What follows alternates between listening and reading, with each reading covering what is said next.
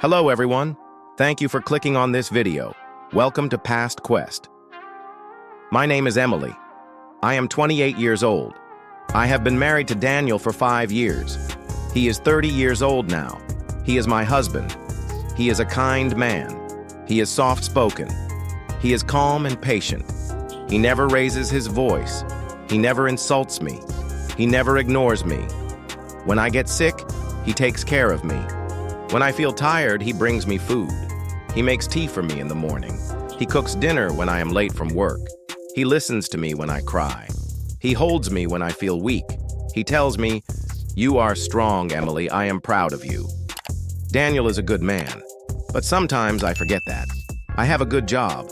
I work in a corporate office. I earn $5,000 every month. I worked hard to reach this position. I studied at night. I took extra courses. I pushed myself.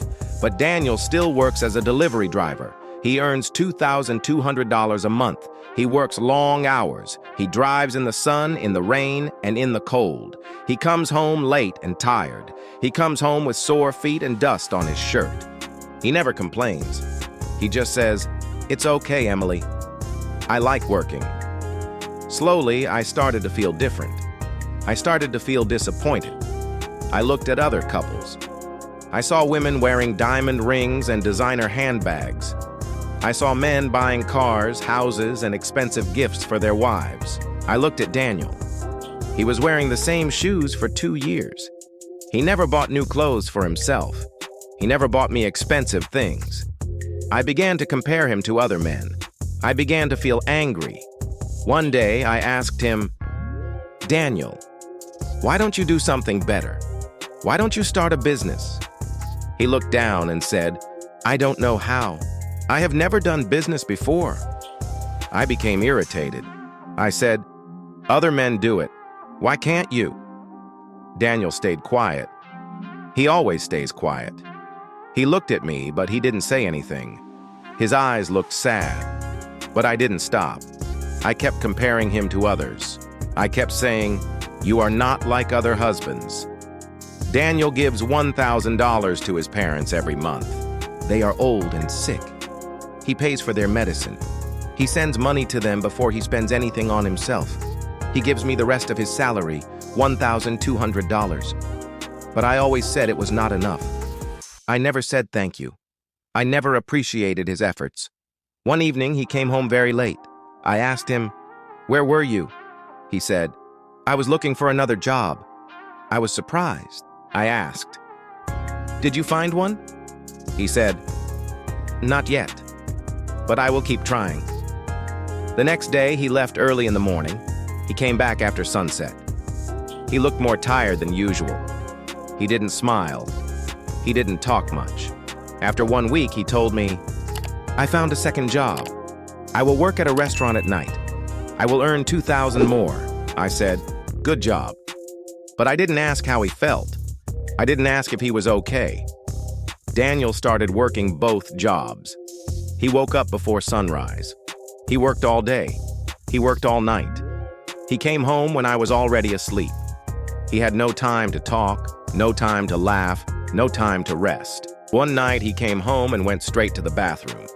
I heard something fall. I ran inside. He was sitting on the floor. His face was pale. His hands were shaking. I screamed, "Daniel, what happened?" He looked at me and said, "I am just tired. I feel dizzy." I called a cab and took him to the hospital. The doctor said Daniel was exhausted. He said, "His body cannot take this much work. He needs rest. He needs sleep." I sat beside his hospital bed. I looked at his face. His eyes were closed. He looked peaceful, but I felt broken. I held his hand. I started crying. I said, "I am sorry, Daniel. I didn't see how hard you were trying. I didn't understand." Daniel opened his eyes slowly. He smiled. He said, "Don't cry, Emily. I just wanted to make you proud." His words broke my heart. That night, I realized something important. I realized Daniel does not need to be rich. He does not need to wear suits. He does not need to drive a big car. He does not need to buy me diamonds. He already gives me something more valuable. He gives me love. He gives me peace. He gives me respect. He gives me support. He gives me himself. That is enough. That is more than enough. Since that day, I stopped comparing him to others. I stopped complaining. I stopped chasing things that do not matter. Now I look at Daniel with new eyes. I see a man who works hard. I see a man who sacrifices. I see a man who loves deeply. Daniel is not just my husband. He is my quiet storm. He is the calm that keeps me safe. Thanks for watching PastQuest. If you enjoyed the journey into history, don't forget to like, share, and subscribe for more amazing stories from the past. See you in the next quest.